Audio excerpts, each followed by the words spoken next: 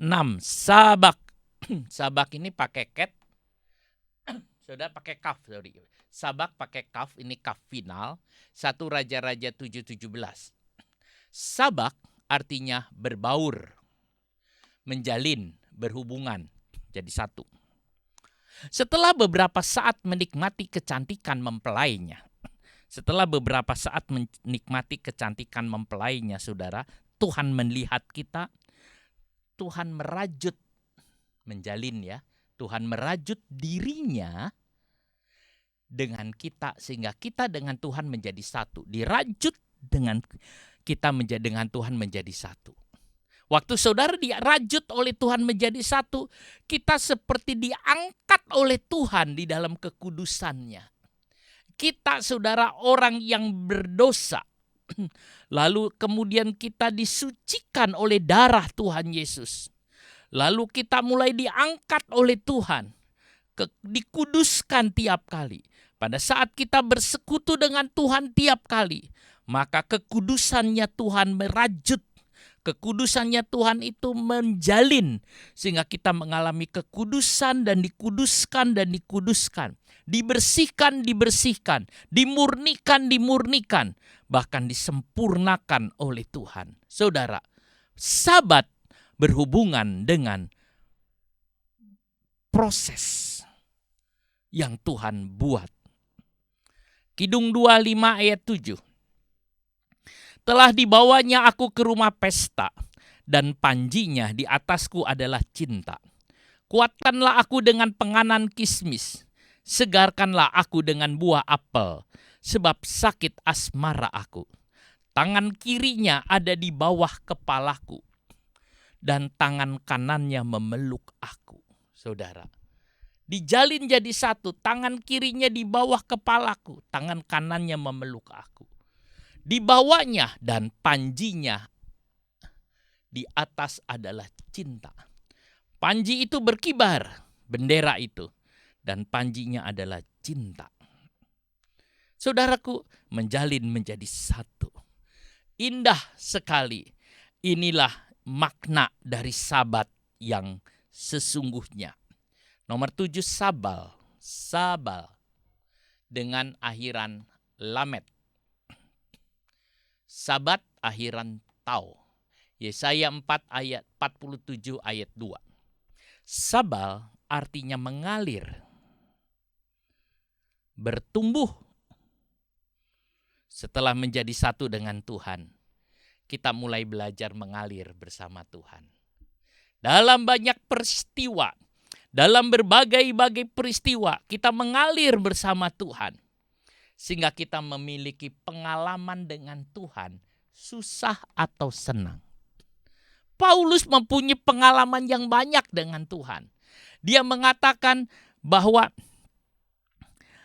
dengan kelaparan, penjara, telanjang, lalu tidak berpakaian, karam kapal, dan sebagainya, dia cerita. Tidak ada satupun yang bisa menceraikan aku dari kasihnya Tuhan. Mengapa Paulus berani berkata begitu? Dia sudah masuk ke kata sabal. Mengalir bersama dengan Tuhan. Sehingga dia memiliki satu pengalaman dengan Tuhan. Susah atau senang. Pada waktu badai menghantam luar biasa. Sudah beberapa hari tidak ada sinar. Matahari rasanya tertutup, tidak ada terang. Orang-orang sudah putus asa karena kapal mau karam. Tetapi Tuhan ada di samping Paulus. Malaikat Tuhan berkata kepada Paulus, tenang.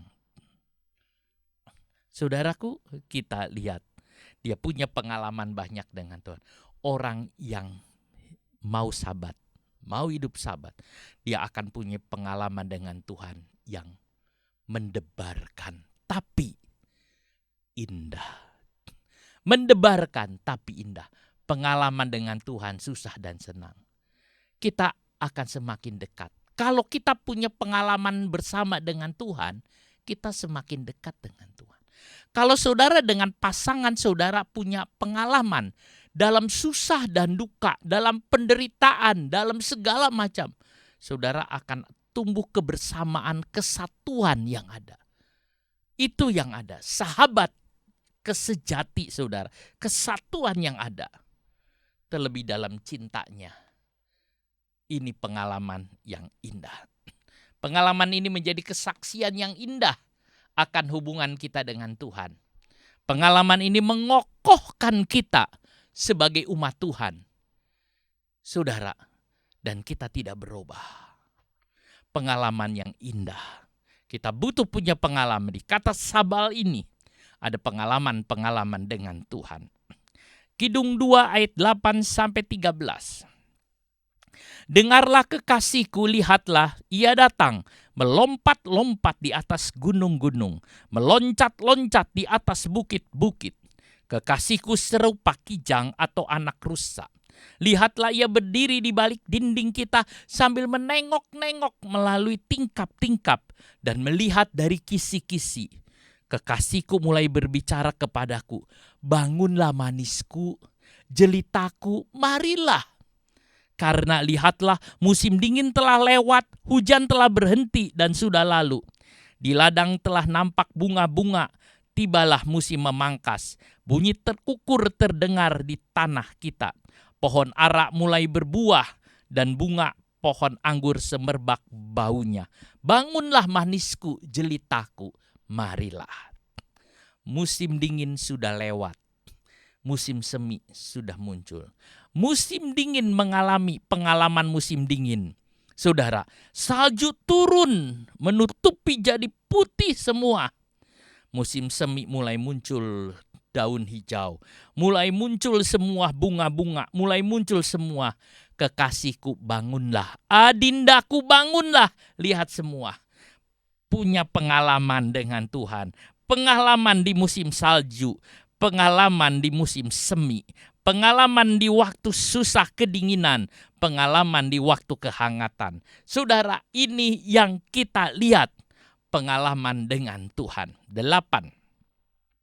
Sabam, diakhiri dengan mem. Sabam artinya berbagi rahasia. Berbagi rahasia. Dan pengetahuan yang tersembunyi, jadi berbagi rahasia. Setelah memiliki pengalaman dengan Tuhan di dalam berbagai hal, saudara, kita mulai melihat rahasia yang tidak didapat dalam doktrin, tetapi didapat dalam pengalaman persekutuan. Tidak didapat di dalam ajaran, tetapi didapat dalam pengalaman persekutuan. Pengalaman yang tidak bisa disampaikan. Pengalaman yang tidak bisa ditulis, tapi ada pengalaman dengan Tuhan. Saudara, Tuhan berbagi rahasia dan pengetahuan yang tersembunyi. Di sini Tuhan berbicara. Seperti Tuhan bicara pada Abraham. Seperti Tuhan bicara kepada orang yang dikasihinya. Dia akan berbicara.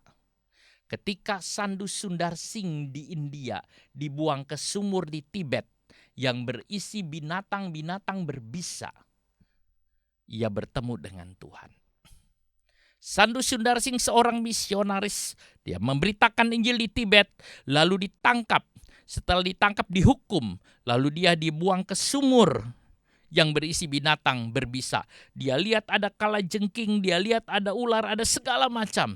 Pada waktu dia terjun di sana, tidak ada satupun yang gigit dia. Dan dia katakan dia bertemu dengan Tuhan. Bahkan dia mengatakan, seandainya aku ngalamin itu lagi, aku juga mau. Artinya mau masuk ke dalam sumur yang berbisa itu. Saudara, ia rindu mengalami lagi dengan Tuhan. Dia rindu mengalami dengan Tuhan. Ia ingin menikmati hadirat Tuhan. Dia ingin menikmati Tuhan. Sebab di sumur itu dia bertemu dengan Tuhan. Dan dia berbicara dengan Tuhan. Tuhan. Satu persekutuan yang indah. Sabat hubungannya dengan Sabam. Ketika kita sedang menikmati persekutuan dengan Tuhan. Ketika kita sedang berkasih-kasihan dengan Tuhan. Tuhan berbicara di telinga kita dengan bisikan. Dia berbicara di telinga kita dengan bisikan. Tuhan tidak ingin ada yang lain dengar. Tuhan hanya ingin yang dengar dari. Tuhan ingin berbicara kepada yang dicintainya. Kepada kekasihnya ini. Ada hal rahasia yang ada di hati Tuhan, yang tidak diungkapkan kepada orang lain, tidak diungkapkan kepada siapapun, tetapi disampaikan kepada kita, diberikan. Sehingga kita merasa dipercaya. Ada rahasia yang terdalam yang ada di hati Tuhan, yang ada dalam pikiran Tuhan. Dia berbicara, dia katakan dengan berbisik. Saudara tahu, oh ini rahasia. Seperti Yeskiel. Pada waktu dia ada di sungai Keibar, Tuhan berbicara kepadanya dalam satu penglihatan. Tuhan berbicara kepadanya. Saudara, seperti Tuhan mempercayakan Samuel. Dia berkata, Samuel, Samuel, Samuel. Dan Tuhan ingin bicara. Jadi selama kita masuk di dalam sahabat Tuhan, Tuhan akan membagikan rahasia hatinya. Dia akan bagikan rahasia hatinya dengan kita sebagai pengantinnya. Dia akan memberikan semua. Kidung 4 ayat 7-10. Engkau cantik sekali manisku. Tak ada cacat celak padamu. Turunlah kepadaku dari gunung Libanon pengantinku. Datanglah kepadaku dari gunung Libanon. Turunlah dari puncak Amana, dari puncak Senir dan Hermon, dari liang-liang singa, dari pegunungan tempat macan tutul. Engkau mendebarkan hatiku, Dinda pengantinku. Engkau mendebarkan hati dengan satu kejapan mata, dengan seuntai kalung dari perhiasan lehermu. Betapa nikmat kasihmu, Dinda pengantinku. Jauh lebih nikmat cintamu daripada anggur, dan lebih harum bau minyakmu daripada segala macam rempah. Saudara, dikatakan di sini, engkau cantik sekali. Cantik manisku. Tidak ada cacatnya. Itulah sebabnya Tuhan bicara dengan bisik. Dia bicara, engkau mendebarkan hatiku, Dinda pengantinku. Engkau mendebarkan hati dengan satu kejapan mata, dengan seuntai kalung dan perhiasan lehermu. Betapa nikmat kasihmu, Dinda. Saudara, itu yang Tuhan bisikan. Aku mengasihimu. Tidak ada kata yang paling indah yang diucapkan oleh Tuhan yang kita mau dengar selain katakan, aku mencintaimu, adindaku. Dan kita berkata, aku mengasihimu Tuhan. 9. Saban dengan akhiran huruf nun. Saban artinya menjadi lembut dan halus.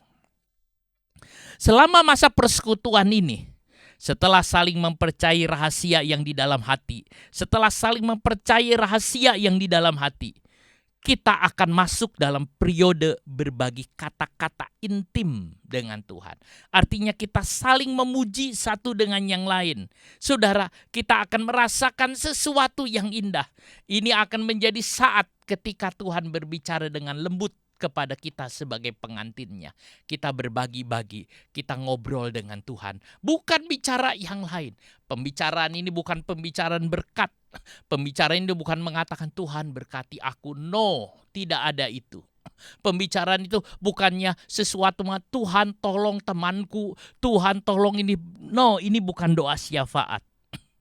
Saudaraku, tidak ada kata-kata itu. Tidak ada kata Tuhan berkati aku, ya Tuhan, ya Tuhan tolong usahaku. Tidak ada itu.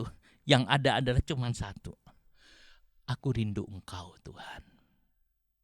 Aku rindu Engkau, Tuhan. Aku mengasihimu, Tuhan. Dan Tuhan mengatakan, aku mengasihimu juga. Tidak ada kata-kata yang lain selain satu, kasih. Saudaraku, dia memuji adindanya dan adinda akan memuji kekasihnya. Semua kata-kata indah akan disebutkan. Semua kata-kata indah akan disebutkan. Ucapan ini menyenangkan hati kita. Tuhan memuji kecantikan kita. Dan kita juga memuji kebaikan dan kasih Tuhan yang melimpah. Saudara, Sabat membuat seperti kita dibawa ke Yerusalem baru. Indah sekali. Kidung 6 ayat yang keempat dan seterusnya. Cantik engkau manisku seperti kota Tirsa, Juita seperti Yerusalem. Dahsyat seperti bala tentara dengan panji-panjinya. Palingkanlah matamu daripadaku, sebab aku menjadi bingung karenanya. Rambutmu bagaikan kawanan kambing yang bergelombang turun dari Gilead.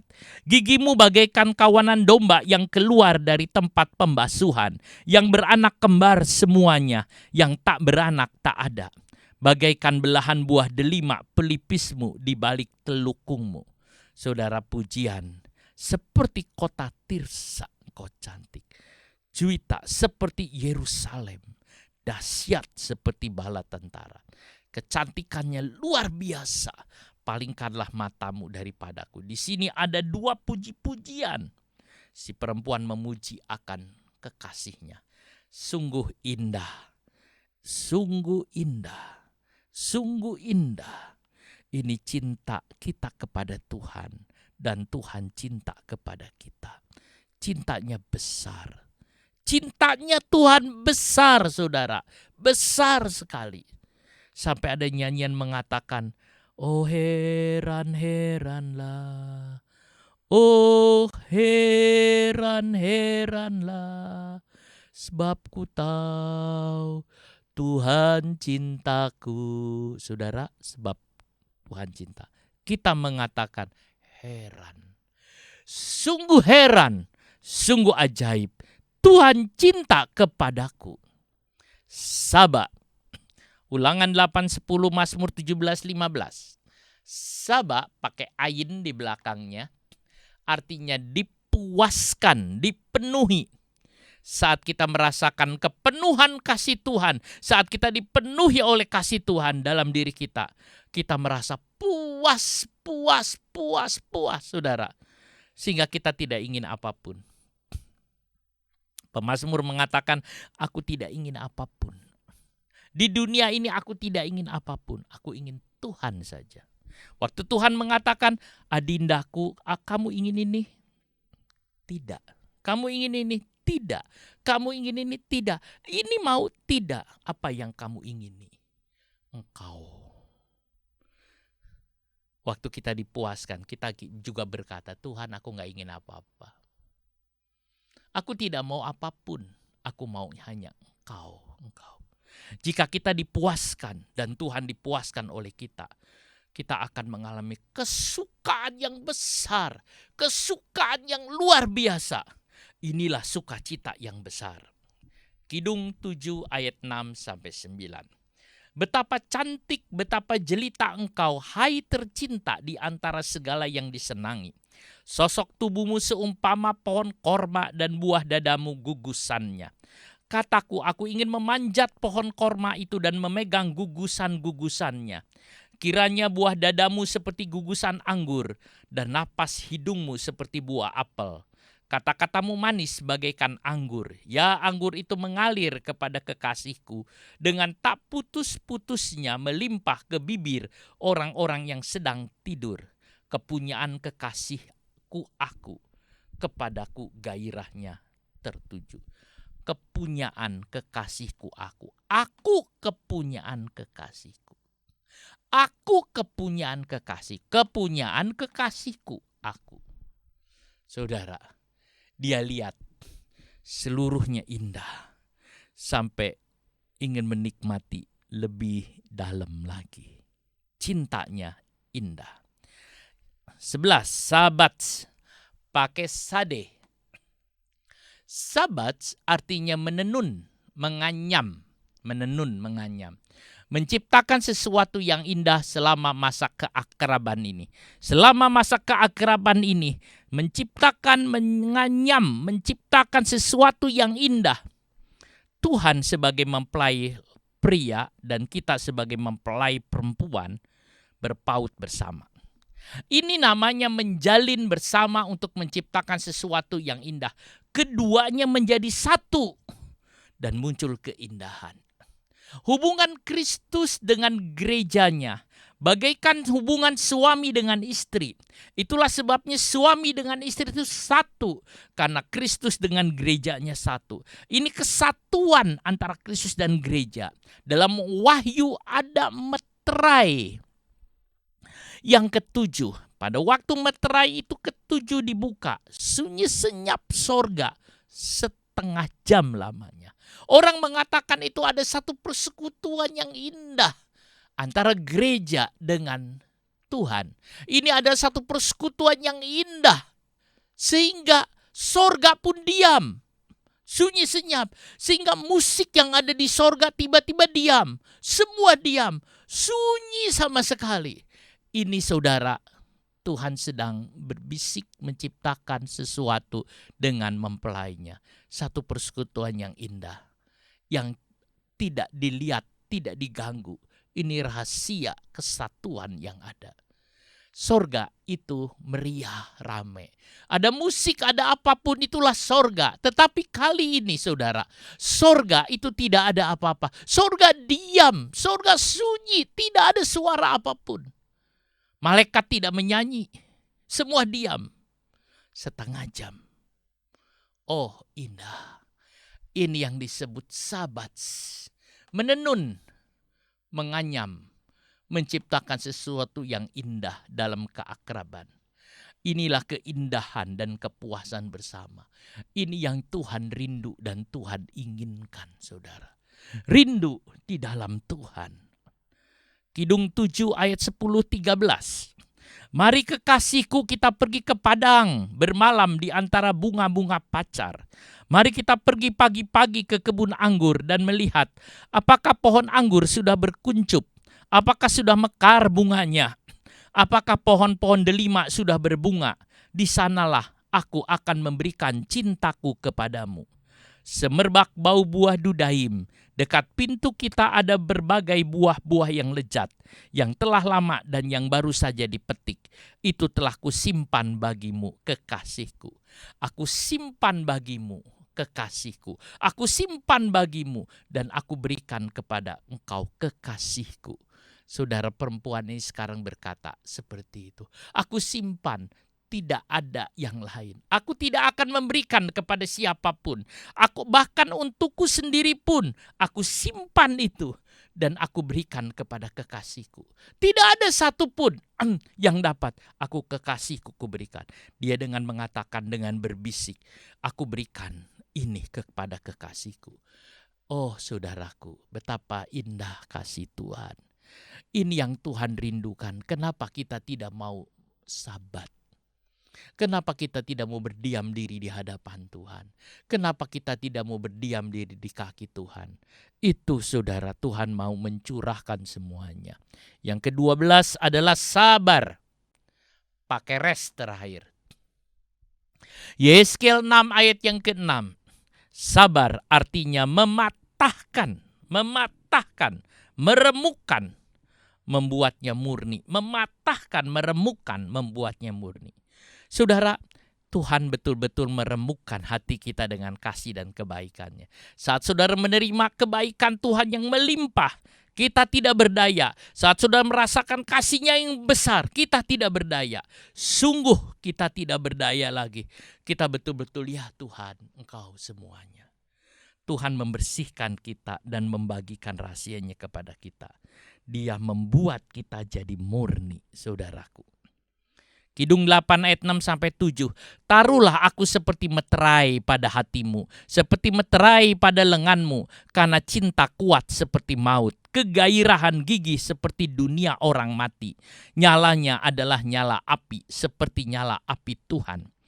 Air yang banyak tak dapat memadamkan cinta, sungai-sungai tak dapat menghanyutkannya. Sekalipun orang memberi segala harta benda rumahnya untuk cinta, namun ia pasti akan dihina. Air yang banyak tak dapat memadamkan cinta, sungai-sungai tak dapat menghanyutkannya. Cinta itu sekuat maut, karena cinta kuat seperti maut. Saudara, itu lihat, cinta Allah. Cinta besar. Cintanya besar, saudara. Besar dan amat besar. Cinta besar. Cinta besar. Cintanya Allah yang amat besar. Cinta besar. Saudara, cintanya besar. Itulah sebabnya hormati dan kuduskan hari Sabat. Mengapa Tuhan menyuruh menguduskan hari Sabat? Sebab berhubungan dengan cinta Tuhan. Bapa akan marah jika umat Tuhan mengabaikan cinta Kristus yang besar. Hari Sabat, hari persekutuan dengan Tuhan. Hari Sabat, hari keintiman dengan Tuhan. Hari Sabat, hari perhentian dengan Tuhan. Orang yang meninggalkan Sabat tidak mencintai Tuhan. Jangan tinggalkan Sabat. Jangan meninggalkan persekutuan intim dengan Tuhan. Sebab Sabat akan membawamu menjadi mempelai Kristus. Sabat akan membawamu menjadi mempelai Kristus. Sabat akan membawa cintanya besar. Sabat itu adalah kasih dan cinta kita kepada Tuhan. Saudaraku, itulah makna atau rahasia dari Sabat. Amin, haleluya. Kita berdoa. Bapa di sorga, kami berterima kasih kepadamu, cinta Tuhan besar. Mengapa Engkau menyuruh kami ada Sabat? Karena ada rencana Tuhan untuk membawa kami masuk ke dalam kesempurnaannya, masuk ke dalam kekekalanmu, masuk ke dalam keindahanmu, menjadi satu dengan sebagai mempelai. Tuhan, jangan hanya kami mendengar, tetapi kami mau ngalami itu semua yang Kau katakan hari ini. Biar kami boleh masuk dalam rencanamu Tuhan, di dalam-Mu Tuhan Yesus. Terima kasih Bapa, terima kasih. Berbicaralah pada kami semua. Dalam nama Tuhan Yesus kami berdoa. Amin.